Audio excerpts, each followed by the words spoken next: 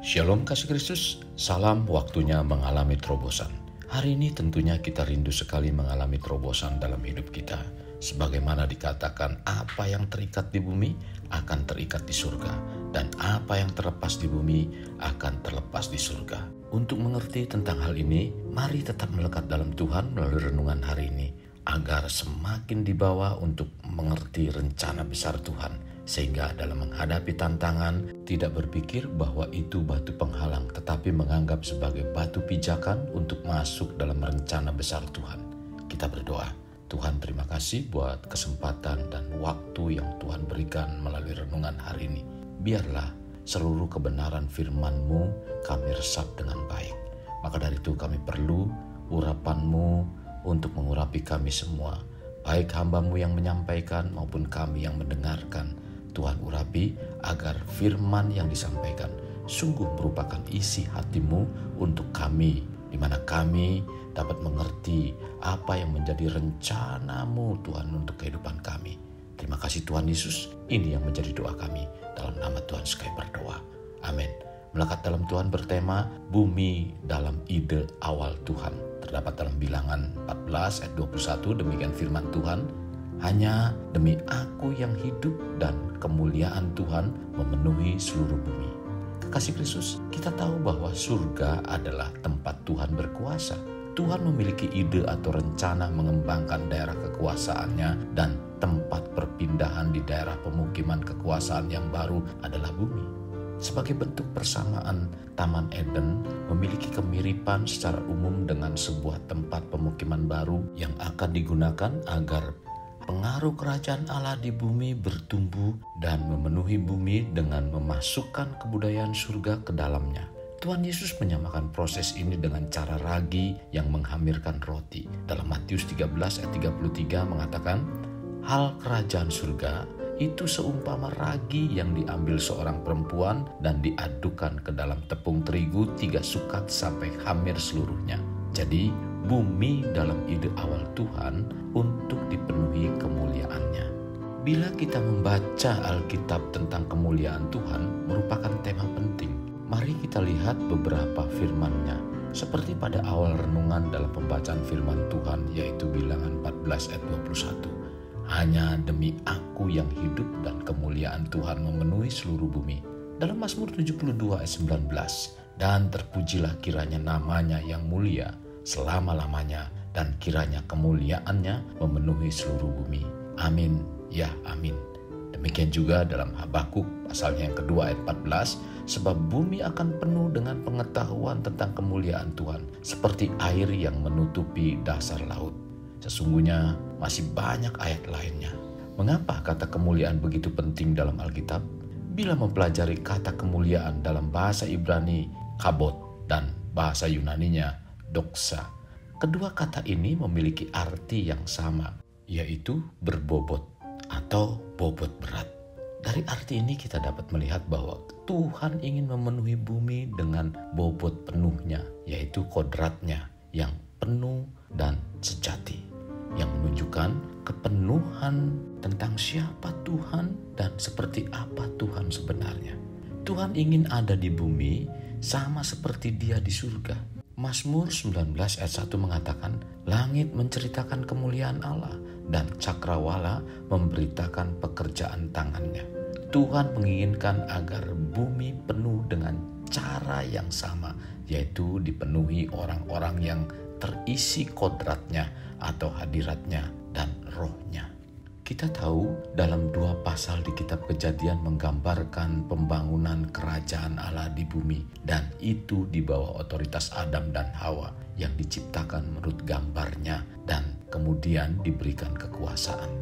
Tetapi dalam Kejadian pasal 3 menceritakan Adam dan Hawa kehilangan kerajaan bumi. Walau dalam kejatuhan Adam dan Hawa, di dalamnya ada tersirat tentang rencana Tuhan untuk merebut kembali kerajaan itu dan mengembalikannya ke tempat semula.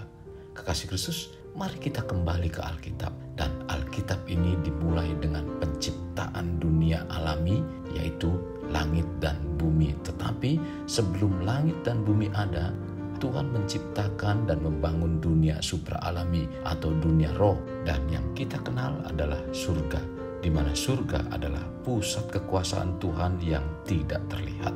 Surga adalah kerajaan pertama dan semula Tuhan. Sehubungan dengan surga yang merupakan tempat pertama Tuhan, Abraham dan lainnya yang merupakan pahlawan iman menyatakan dalam Ibrani 11 ayat 13 sampai dengan 16a, dalam iman mereka semua ini telah mati sebagai orang-orang yang tidak memperoleh apa yang dijanjikan itu, tetapi yang hanya dari jauh melihatnya dan melambai-lambaikan kepadanya, dan yang mengakui bahwa mereka adalah orang asing dan pendatang di bumi ini. Sebab mereka yang berkata demikian menyatakan bahwa mereka dengan rindu mencari satu tanah air, dan kalau sekiranya dalam hal itu mereka ingat akan tanah asal yang telah mereka tinggalkan, maka mereka cukup mempunyai kesempatan untuk pulang ke situ. Tetapi sekarang mereka merindukan tanah air yang lebih baik, yaitu tanah air surgawi. Bila demikian, surga adalah sebuah negara, sebuah kerajaan yang diperintah oleh sang raja, yaitu Tuhan. Tuhan memerintah kerajaannya dengan hak ilahi dan tidak akan pernah ada penguasa lain, karena kerajaan Allah bersifat kekal. Dalam Mazmur 45 ayat 6a mengatakan, tahtamu kepunyaan Allah, tetap untuk seterusnya dan selamanya. Hal yang harus diingat oleh kekasih Kristus tentang sifat dasar dari kerajaan adalah memperluas wilayah. Dan Tuhan memutuskan untuk memperluas kerajaannya yang supra-alami, yaitu yang tidak terlihat ke dunia yang alami atau dunia nyata. Sekarang yang harus diingat oleh kita bahwa bumi dalam ide besar Tuhan adalah tempat atau daerah pemukiman kekuasaan yang baru untuk manusia, yang diberikan otoritas sebagai pengurus, di mana pemilik semuanya adalah Tuhan. Dalam Mazmur 24 ayat 1 sampai dengan 2 mengatakan, Mazmur Daud, Tuhanlah yang empunya bumi serta segala isinya, dan dunia serta yang diam di dalamnya, sebab dialah yang mendasarkannya di atas lautan dan menegakkannya di atas sungai-sungai. Jadi, untuk senantiasa diingat oleh kita bahwa bumi dalam ide besar Tuhan adalah daerah pemukiman baru untuk memperluas kerajaannya yang tidak terlihat menjadi terlihat, di mana manusia diberi otoritas menjadi wakil atau utusan Tuhan yang dipercayakan di bumi. Kekasih Kristus, mari kita alami terobosan hidup. Untuk mengalaminya, mulailah dengan mengenal prinsip-prinsip kerajaan Allah serta menjadi warga kerajaan. Kita berdoa.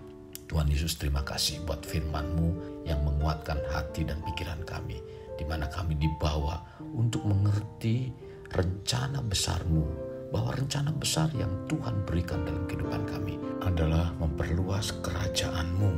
Tuhan, bawa kami dan berikan kemampuan kami untuk dapat melaksanakan semuanya itu. Roh Kudus, kami mohon kepadamu untuk Engkau menuntun setiap langkah kehidupan kami, agar kami dapat memberi pengaruh yang baik untuk mengembangkan kerajaan-Mu, karena Engkau telah memberikan otoritas itu agar kami mampu mengembangkan kerajaan-Mu di bumi ini. Kami ditempatkan untuk memberi pengaruh agar budaya surgawi ada di bumi ini. Tuhan memerintahkan itu bukan melalui malaikat untuk mempengaruhinya, tetapi melalui kehidupan kami. Maka dari itu, Tuhan pimpin dan kuatkan kami untuk kami menggenapinya. Ini doa kami dalam nama Tuhan Yesus kami berdoa. Amin. Kasih Kristus, mari kita akhiri dengan mengedahkan kedua tangan kita. Terimalah anugerah berkat dari Allah Bapa, kasih sayang daripada Yesus Kristus, dan persekutuan dengan Roh Kudus yang mencurahkan berkat secara rohani, berkat secara jasmani, dan berkat secara ekonomi, di mana berkat Abraham, berkat Ishak, berkat Yakub dicurahkan dan dilimpahkan dari saat sekarang sampai Maranatha tiba, dalam nama Tuhan Yesus. Amin. Kasih Kristus, terima kasih buat kesetiaan, di mana saudara dan kekasih Kristus sudah mendengarkan renungan ini dengan setia. Mari kita bagikan kepada teman-teman kita yang lain agar renungan ini terus dapat menjadi berkat sehingga memiliki lebih dari 1000 subscriber. Tuhan Yesus memberkati.